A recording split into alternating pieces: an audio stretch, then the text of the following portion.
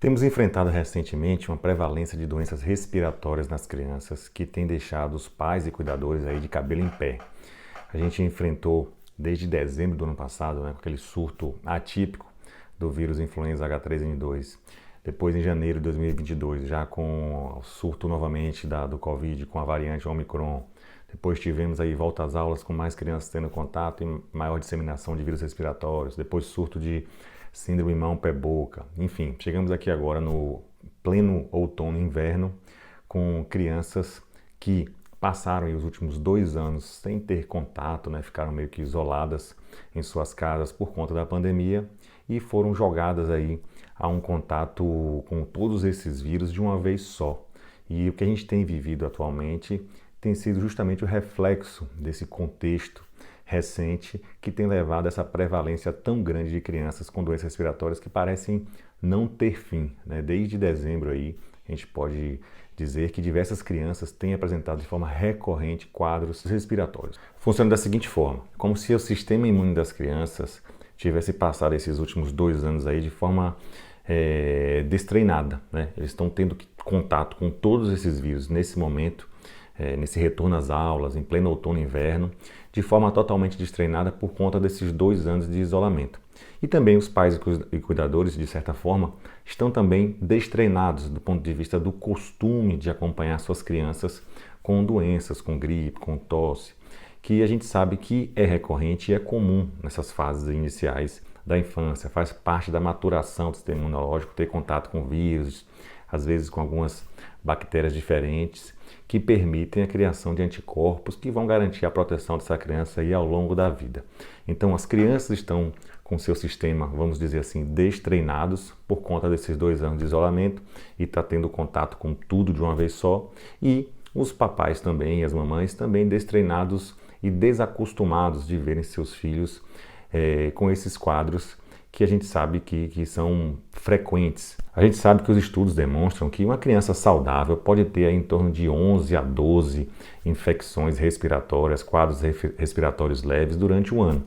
Isso não quer dizer que o sistema imunológico da criança tem algum problema, não. Esses quadros leves recorrentes ao longo do ano são esperados para uma criança saudável. A gente fica preocupado com relação à imunidade quando a gente tem crianças que apresentam doenças graves, crianças que apresentam quadros de pneumonia grave, quadros de sepse grave, quadros de otite, de abscesso, quadros complicados que necessitam ficar internados por longo período. Essas sim são as crianças que a gente ficaria preocupado com o sistema imunológico. Crianças que apresentam doenças respiratórias, gripes, enfim, infecções leves, que podem ser repetidas, mas que constantemente têm sido leves e que respondem bem aos medicamentos usuais prescritos, essas crianças são consideradas saudáveis. Seu sistema imune está sendo treinado e elas têm conseguido responder bem a esses desafios e a esses contatos com esses germes comuns nessa faixa etária. E no outono e inverno, a situação acaba tomando aí contornos mais graves. Por quê?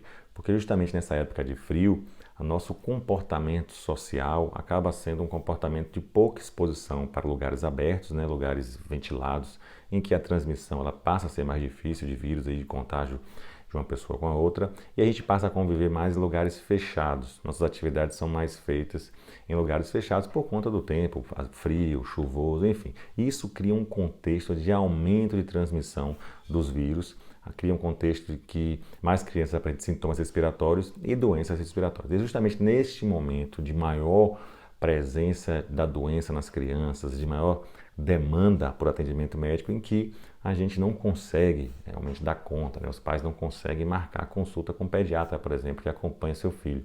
É quase impossível você conseguir marcar a consulta, seja em qualquer lugar do país.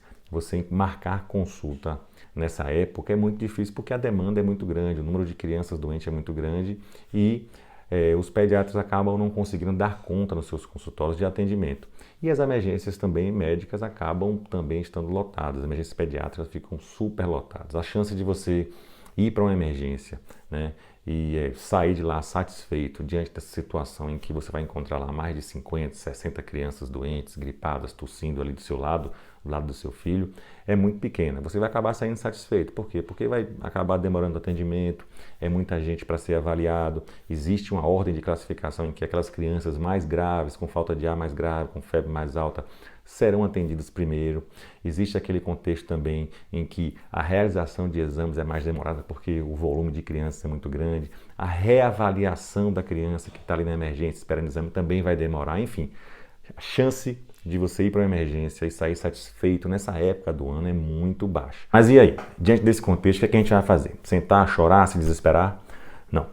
Pensei em fazer esse vídeo e eu dividi ele em 3 partes, justamente para tentar racionalizar esse processo nosso de cuidado da criança nessa época que a gente está vivendo. A primeira parte foi essa que a gente falou, que é tentar entender o contexto, por que a gente está vivendo esse aumento tão grande de crianças doentes e de forma tão frequente. A gente acabou passando já para essa primeira parte. A segunda parte aqui do vídeo, eu vou falar sobre medidas preventivas. As medidas preventivas são essenciais para a gente evitar doença nas crianças. Funciona bastante. A gente vai falar agora na segunda parte. E a terceira parte do vídeo, que é a última parte, a gente vai falar sobre sinais de alerta.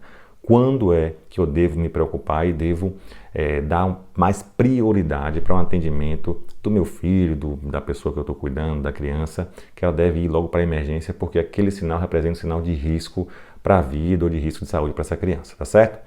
Então, já viu minha primeira parte, vamos ver agora a segunda parte do vídeo, que é a parte de prevenção. Então, vamos falar sobre medidas efetivas, bastante conhecidas e antigas, aí, desde o tempo dos nossos avós, que a gente utiliza e consegue ter bastante resultado em evitar com que a criança apresente aí contágio de doenças respiratórias. Primeira coisa é tentar evitar a presença de crianças em lugares com muita gente, em ambientes fechados. A gente deve priorizar sempre ambientes abertos, atividades em ambientes abertos, que tenham uma boa circulação de ar. Se for um ambiente fechado, ambiente que tenha pouca aglomeração de pessoas, tá bom? Se não for possível evitar a presença nesses eventos com grandes aglomerações, que pelo menos as crianças maiores de 2 anos utilizem máscaras, não só crianças, mas também adultos. Isso evita bastante a transmissão de doenças se alguém ali naquele contexto estiver com um quadro viral.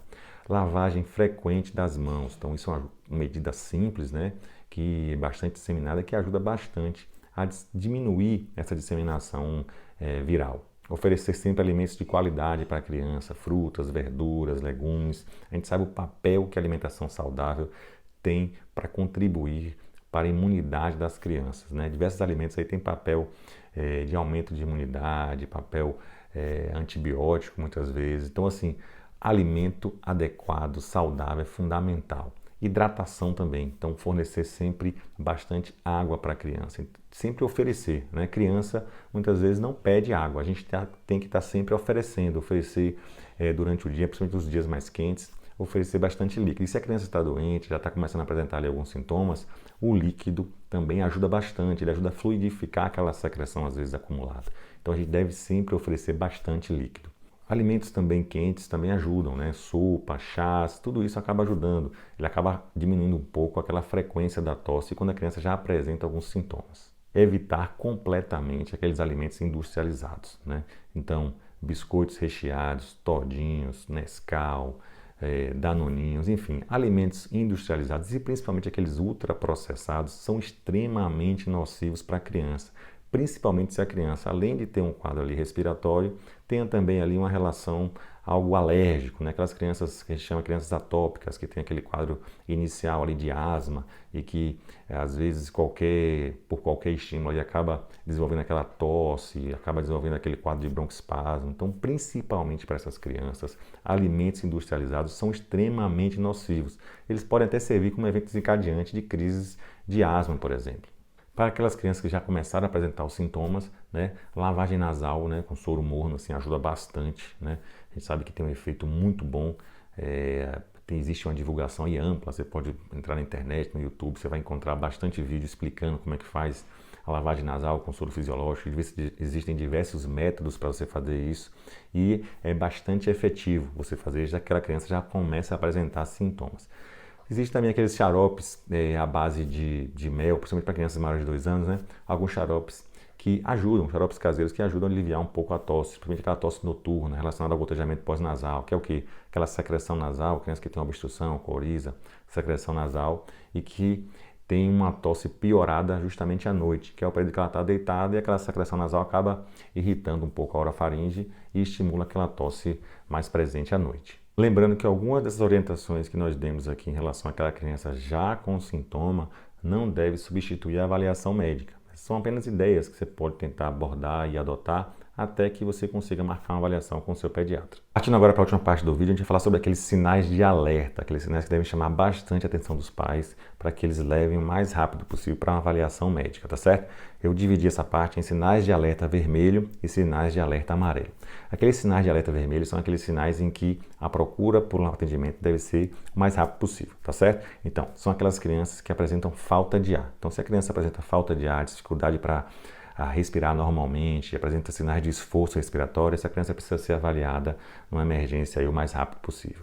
Aqueles quadros de febre, aquela febre intensa que não cede com aquelas medicações usuais que a gente usa em casa, ibuprofeno, paracetamol, dipirona. Essas crianças que fazem uso dessa medicação em casa e não está respondendo, elas devem sim ser avaliadas numa emergência ou devem ser avaliadas pelo médico aí o mais rápido possível. Crianças que não estão se alimentando, então aquela criança que não ingere nada. Não é aquela criança, um bebezinho às vezes que não está comendo, mas está amamentando. Essa criança está conseguindo comer. A amamentação para ela está funcionando como uma hidratação e uma dieta. Estou falando daquelas crianças que não ingerem nada, nenhum tipo de alimento, nenhum tipo de líquido por mais de 4 a 5 horas. Então essa criança também deve ser avaliada. Aquelas crianças também que apresentam vômitos incoercíveis, então 3, 4, 5, 7 episódios de vômito sem melhora, elas apresentam um risco de desidratação. Então essa criança também deve sim ir para uma avaliação médica. Para finalizar esse sinal de alerta vermelho, aquela criança ali com sonolência excessiva. A gente sabe que durante a febre a criança pode ficar um pouco mais mole, um pouco reativa, né, mais hipoativa, mas ao passar a febre, a criança continuar muito hipoativa, muito sonolenta, não respondendo muito bem aos chamados, essa criança também deve ser avaliada o mais prontamente possível numa emergência. Já os sinais de alerta amarelo são aqueles sinais também importantes, também devem motivar uma avaliação médica. Mas você pode tentar agendar aí uma consulta com o médico, né, no consultório, ou se não for possível, aí sim vai ter que acabar indo para a emergência também. Então são aqueles pacientes que apresentam febre já com a localização de sintomas ali. Então aquela criança que tem febre e diz, né, consegue referir aquelas crianças maiores, eu estou com dor para fazer xixi, eu estou com dor de barriga, a criança que tem febre está com dor no ouvido, está com dor de garganta, enfim, aquela criança que está com febre, uma manchinha no corpo. Então essas crianças devem, né, procurar um atendimento médico, se conseguir agendar esse atendimento médico é importante, né? Mas se não for possível agendar em consultório, obviamente emergência também nesses casos, quando presente esses sinais de alerta, deve ser também realizado de forma prioritária. Lembrando sempre que a prevenção é sempre o melhor remédio, tá certo? Hidratação e alimentação adequada ajudam bastante a evitar doenças e até a tratamento de doenças quando a criança já apresenta sintomas, principalmente se ela não possui esses sinais de alerta que a gente acabou de falar aqui. Esse vídeo ele não tem o objetivo de estabelecer tratamento nem estabelecer diagnóstico. Na verdade, como eu já falei, nosso objetivo é unicamente trazer informações que possam tornar o nosso cuidado dos nossos filhos, das nossas crianças, nesse momento, que é um momento em que muita gente está doente, tornar esse processo um pouco mais racional, para que a gente não adote medidas desesperadas, medidas, às vezes, fora de contexto, por não conhecer e não saber o que realmente está acontecendo. Lembrando sempre que essa sazonalidade, esse período que a gente está vivendo, ele vai passar, né? Então, vamos tentar ter informações, cuidar bem dos nossos filhos, tentar identificar aí sinais de alerta para que a gente possa adotar medidas racionais, né, nos processos de cuidado e aguardar aí com todo o cuidado que esse momento aí, esse semi-caos aí que a gente está vivendo, ele vai passar sim. Espero ter ajudado vocês com esse vídeo e a gente se vê no próximo.